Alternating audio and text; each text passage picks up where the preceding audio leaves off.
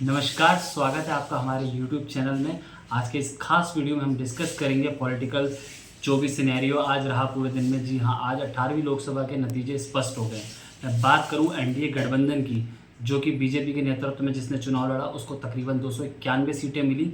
वहीं मैं बात करूं इंडिया अलायंस की, जिन्होंने 234 का आंकड़ा छुआ। सबसे पहले राहुल गांधी ने शाम में प्रेस कॉन्फ्रेंस करके कुछ बातें कहीं, जो मैं आपको बता देता हूं। राहुल गांधी ने दिल्ली में अपने कांग्रेस दफ्तर में प्रेस कॉन्फ्रेंस करी। उनके साथ उनकी मां सोनिया गांधी, बहन प्रियंका गांधी, कांग्रेस अध्यक्ष मल्लिकार्जुन खड़गे और जयराम रमेश समेत तमाम कांग्रेस कार्यकर्ता थे। उन्होंने मीडिया से बातचीत के दौरान रिजल्ट और रुझान को लेकर कहा, देश मोदी शाह को नहीं चाहता, ये संविधान बचाने की लड़ाई है। वहीं मैं बात करूं अभी अगर इनको लेकर, प्रधानमंत्री नरेंद्र मोदी ने भी शाम में दिल्ली बीजेपी मुख्यालय में मतलब लोगों से कार्यकर्ताओं ने उनका स्वागत किया वहां पर। और वहीं उन्होंने सोशल मीडिया पर पोस्ट किया। उन्होंने लिखा सोशल मीडिया पर, लगातार तीसरी बार एनडीए पर भरोसा जताया जनता ने, इसके लिए वह उनका शुक्रिया अदा करते हैं, उनके ऋणी रहेंगे और यह भारत के इतिहास के लिए एक अभूतपूर्व पल है। प्रधानमंत्री नरेंद्र मोदी ने कहा, मैं जनता जनार्दन का इस स्नेह के लिए नमन करता हूं और उन्हें विश्वास दिलाता हूं कि हम लोगों की आकांक्षाओं को पूरा करने के लिए पिछले दशक में किए गए अच्छे कामों को जारी रखेंगे। अभी मैंने आपको बताया प्रधानमंत्री नरेंद्र मोदी के ट्वीट के बारे में और वहीं राहुल गांधी की प्रेस कॉन्फ्रेंस के बारे में। लेकिन अब बात करते हैं जिसकी चर्चा पूरे देश में है। जी हाँ, सबसे ज़्यादा लोकसभा वाला सीट वाला प्रदेश, मैं बात कर रहा हूँ उत्तर प्रदेश की, जहाँ पर 80 सीटें हैं लोकसभा की। यहाँ पर पार्टी के लिए, मतलब मैं बात करूँ बीजेपी पार्टी के लिए, काफ़ी चौंकाने वाले परिणाम आए हैं। जिस तरीके से परिणाम आए उनके अनुसार मैं बता दूँ कि यहाँ पर 80 लोकसभा सीटें हैं जो समाजवादी पार्टी 2019 के लोकसभा चुनाव में 5 सीटों पर थी, वो अभी 37 सीटों पर हैं। और वहीं मैं बात करूं बीजेपी को, यहाँ पर 62 से घटकर 33 लोकसभा सीट मिली हैं। जी हाँ, ये बीजेपी के लिए काफ़ी चौंकाने वाला परिणाम है। कांग्रेस की बात करूं तो कांग्रेस यहाँ पिछली बार 1 सीट पर जीती थी, वही कांग्रेस आज 6 सीटों पर जीती है। आरएलडी यहाँ पर 2 सीटों पर जीती है और एएसपी पार्टी यहाँ पर 1 पे और एक अपना दल की सीट यहाँ पर जीती है। में ये 2 लड़कों की जोड़ी, जी हाँ, अखिलेश यादव और राहुल गांधी के गठबंधन से काफ़ी अच्छा प्रदर्शन रहा। लेकिन अब मैं बात करता हूं उन सीटों पर जिन सीटों पर निगाहें पूरे देश की थी, पूरे प्रदेश की जनता की थी। कुछ ऐसी चर्चित सीटें जहां पर लोग जानना चाहते हैं कि कौन जीता कौन हारा। तो सबसे पहले बात करते हैं देश के यशस्वी प्रधानमंत्री नरेंद्र मोदी की सीट वाराणसी के बारे में। प्रधानमंत्री नरेंद्र मोदी ने ये सीट तकरीबन 1.5 लाख वोटों से जीत ली है। प्रधानमंत्री नरेंद्र मोदी ने वाराणसी में अजय राय को हराया और ये सीट उन्होंने 1,52,513 वोटों से जीती। प्रधानमंत्री की सीट पर हैट्रिक लगा रहे हैं। पिछले 3 चुनाव हो गए हैं मोदी जी को इस सीट पर चुनाव लड़ते हुए। अगर मैं बात करूं 2019 में, तो 2019 में प्रधानमंत्री ने तकरीबन ये सीट 4,70,000 वोटों से समाजवादी पार्टी से जीती थी। जी हाँ, शालिनी यादव उस टाइम पे कैंडिडेट थी, जो कि इस समय उन्होंने जीत ली है ये सीट प्रधानमंत्री नरेंद्र मोदी ने। अब मैं वहीं बात करूं राहुल गांधी की, तो राहुल गांधी काफ़ी बड़ी मार्जिन से रायबरेली की सीट से जीते हैं। जी हाँ, 3,90,030 वोटों से उन्होंने ये सीट अपने नाम की दर्ज की है और काफ़ी अच्छा प्रदर्शन किया। राहुल गांधी केवल रायबरेली से नहीं लड़े थे, वो वायनाड से भी लड़ते और उन्होंने वो सीट भी जीती है। उस सीट पे भी उनका मार्जिन लगभग 3,64,000 के आसपास था। तो अब मैं वहीं बात करूं यूपी के प्रमुख अखिलेश यादव, जी हाँ, समाजवादी पार्टी के प्रमुख अखिलेश यादव की सीट के बारे में, तो वो कन्नौज से चुनाव लड़े थे और कन्नौज से उन्होंने भारी बहुमत यहाँ पे हासिल करी और भारी वोटों से जीत दर्ज की। 1,70,922 वोटों से उन्होंने जीत दर्ज की और काफ़ी अच्छा प्रदर्शन किया। अपनी इस सीट को उन्होंने ये उनकी पैतृक सीट है, एक तरीके से इनके पारिवारिक सीट है। कुछ सीटें यूपी में जो है समाजवादी पार्टी का गढ़ कही जाती है, कन्नौज उसमें से एक है। अब मैं बात करूं लखनऊ सीट की, यहाँ से केंद्रीय रक्षा मंत्री राजनाथ सिंह ने अपनी किस्मत फिर से आजमाई और वो फिर से जीत गए हैं। जी हाँ, उन्होंने समाजवादी पार्टी के कैंडिडेट को हराया। उन्होंने तकरीबन 1,35,000 वोटों से इस सीट पर दर्ज करी। अब मैं बात करूं सबसे चर्चित सीट रही यूपी की अमेठी। जी हाँ, अमेठी वही सीट है जहां से राहुल गांधी 2014 में लोकसभा सदस्य बने थे, लेकिन 2019 में ये सीट राहुल गांधी हार गए थे और 2019 में लोकसभा सीट, ये जो सीट थी ये स्मृति ईरानी के बीजेपी के खाते में गई थी।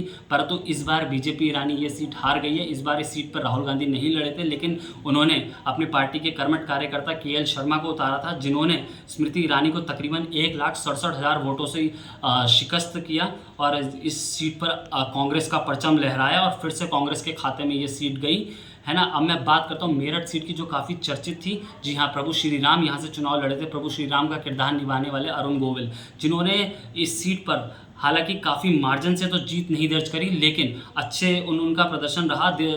रुझानों में उनका वो काफ़ी पीछे चल रहे थे दोपहर तक, लेकिन शाम को उन पर भगवान श्री राम की कृपा बरसी और वो 10,585 वोटों से सपा के कैंडिडेट से जीते। अब मैं बात करूं मैनपुरी सीट की, जो कि समाजवादी पार्टी की गढ़ वाली सीट कही जाती है। यहाँ से अखिलेश यादव की पत्नी डिंपल यादव चुनाव लड़ी और उन्होंने बहुत ही अच्छे मार्जिन से इस सीट को जीता। डिंपल यादव ने 2,21,000 के वोटों के आसपास से जीत दर्ज करी इस सीट पे। अब मैं बात करूं फैजाबाद सीट की, जी हाँ, अयोध्या इसी के अंदर आता है। फैजाबाद लोकसभा सीट में यहाँ पर अवधेश प्रसाद जीते हैं, जिन्होंने बीजेपी के लल्लू प्रसाद को लगभग 54,567 वोटों से हराया। लल्लू सिंह 2019 के लोकसभा चुनाव में बीजेपी से जीते थे, परंतु 2024 में उनके वो जीत नहीं पाए और यहाँ पे समाजवादी पार्टी सीट जीत गई है।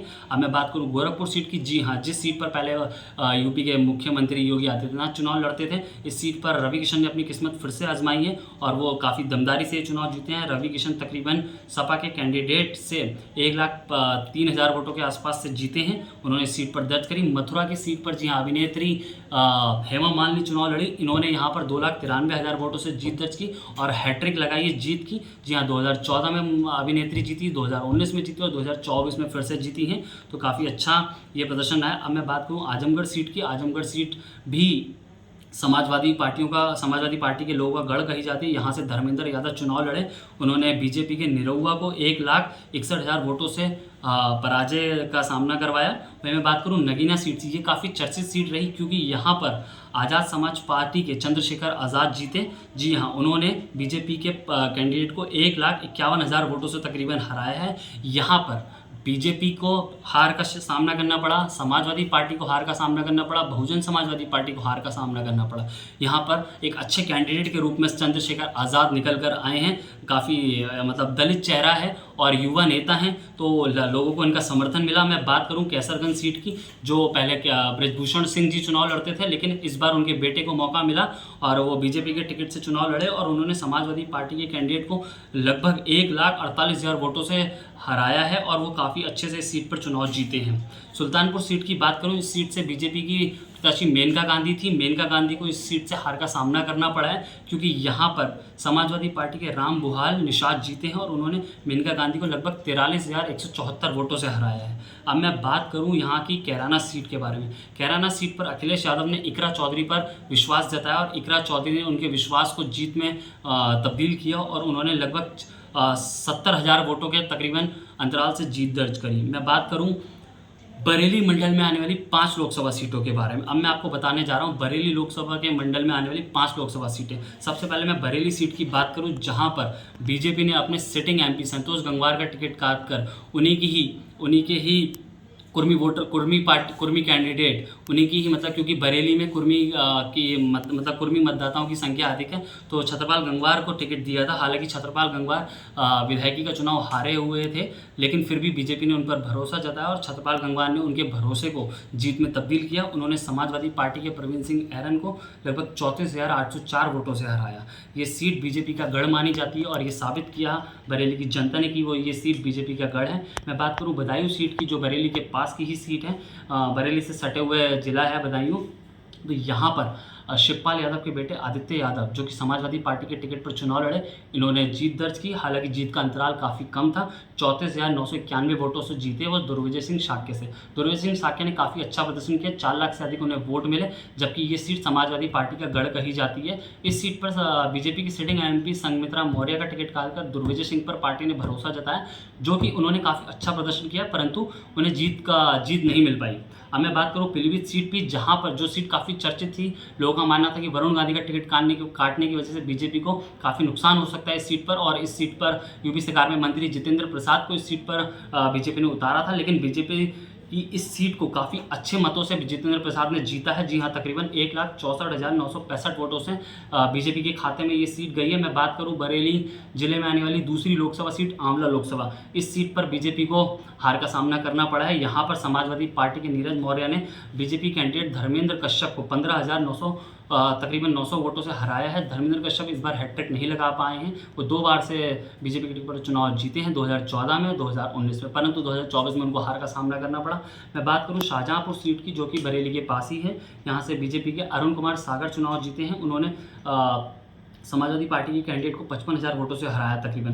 मैं बात करूं मुरादाबाद सीट की, तो मुरादाबाद पे बीजेपी के कैंडिडेट कुंवर सर्वेश सिंह, जो कि जिनका देहांत हो गया था चुनाव के अगले दिन ही, तो उनकी मृत्यु हो गई थी, परंतु वो चुनाव हार भी गए हैं। यहाँ पे समाजवादी पार्टी के रुचि वीरा जीती हैं। उन्होंने तकरीबन 1 लाख वोट से अधिक वोटों से उनको हराया। 1,05,700 कुछ वोटों से उन्होंने स्वर्गीय कुंवर सर्वेश सिंह को चुनाव में हराया। मैं बात करूँ रामपुर सीट की, तो रामपुर सीट भी समाजवादी पार्टी के खाते में गई है। यहाँ पर बीजेपी कैंडिडेट लगभग 87,000 वोटों से हारे हैं। यहाँ पर मुहिबुल्ला जो है समाजवादी पार्टी के चुनाव टिकट से चुनाव लड़े थे, वो जीत गए हैं। और मैं बात करूँ मुजफ्फरनगर सीट की, यहाँ पर हरेंद्र सिंह मलिक समाजवादी पार्टी के टिकट पर चुनाव लड़े हैं। जी हाँ, केंद्र में मंत्री रहे संजीव बालियान यहाँ से चुनाव हार गए। लगभग बीजेपी के जो कैंडिडेट थे संजीव बालियान, वो 24,672 वोटों से हारे हैं। तो ये कुछ प्रमुख सीटें थी। मैं बरेली लोकसभा सीट से मतदाता हूं और मेरी सीट से भाजपा के छत्रपाल गंगवार चुनाव जीते हैं। भाजपा के छत्रपाल गंगवार को चुनाव जिताने में यहाँ के तमाम मतदाताओं के साथ साथ यहाँ के तमाम बीजेपी कार्यालय के नेताओं ने काफ़ी महत्वपूर्ण योगदान दिया है। तो हमारे साथ जुड़ रहे हैं इस विषय पर बधाई देने के लिए बरेली के वरिष्ठ नेता और उत्तर प्रदेश चिकित्सा आयोग में सदस्य डॉक्टर प्रमेंद्र माहेश्वरी। सभी भारत के नागरिकों को इस बार 2024 के इस जनरल इलेक्शन में फिर से एक बार मोदी जी को लगातार तीसरी बार प्रधानमंत्री पद पर सुशोभित करने के लिए मेरी तरफ से बहुत बहुत धन्यवाद।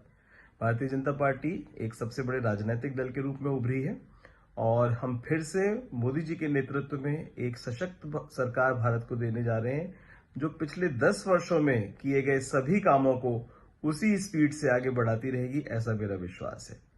और बरेली की सीट पर हमारे नवनिर्वाचित सांसद आदरणीय छत्रपाल गंगवार जी को मेरी ओर से बहुत बहुत शुभकामनाएं। बरेली की जनता ने आप में अपना विश्वास जताया है और बरेली की जनता का विकास अब आपके हाथ में है।